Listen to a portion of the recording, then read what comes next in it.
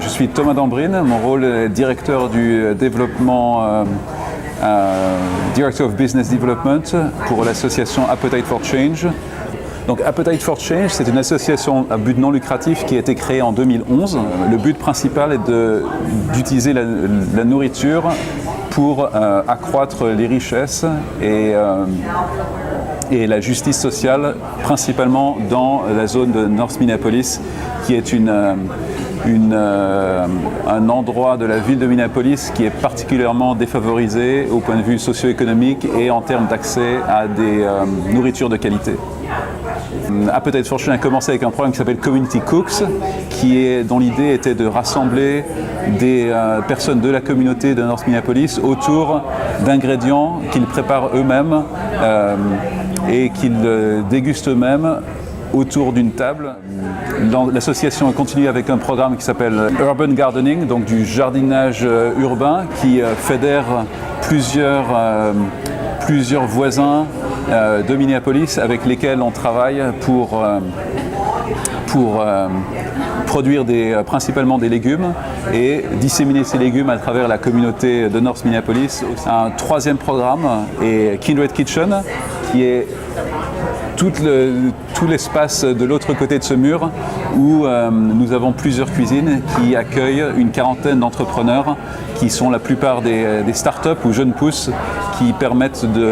leur permettent de commencer une activité dans la restauration sans avoir le fardeau des frais de fonctionnement. Et le dernier programme, qui est celui où vous vous trouvez en ce moment, c'est Breaking Bread Café, qui est un restaurant dont le but est de fournir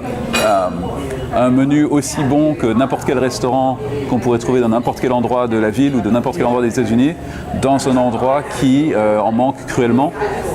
L'autre aspect de Breaking Bread Café est un programme de formation centré sur les activités de restauration. L'idée n'est pas seulement de trouver une main-d'œuvre qui est déjà formée, l'idée est de trouver une main-d'œuvre qui a besoin d'être formée et pour nous de fournir cette formation.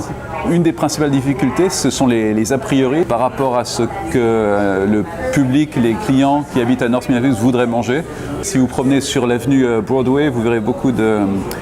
fast-food, beaucoup de petits supermarchés où on trouve pas vraiment de nourriture fraîche. Donc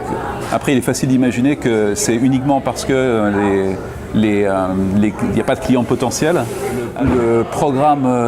dans l'avenir le plus proche, c'est ce programme de formation culinaire. Un autre projet, ça va être d'étendre au point de vue surface les capacités d'accueil de nos membres qui utilisent la cuisine commerciale partagée et de recruter et de fédérer d'autres cuisines qu'on peut trouver par exemple dans des églises ou dans des autres associations qui possèdent des cuisines et de les fédérer sous la bannière Appetite for Change pour pouvoir étendre notre possibilité d'accueillir des entrepreneurs dans Kindred Kitchen et libérer de l'espace pour le programme de formation. Le plus long terme, ce qui va être intéressant, c'est d'utiliser ce modèle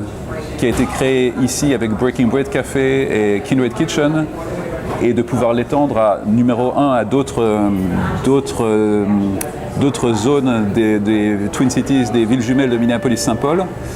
puisqu'il y a d'autres quartiers qui sont similaires à ce quartier où il y a très peu d'options au point de vue nourriture et culinaire, et éventuellement à d'autres villes des États-Unis. Donc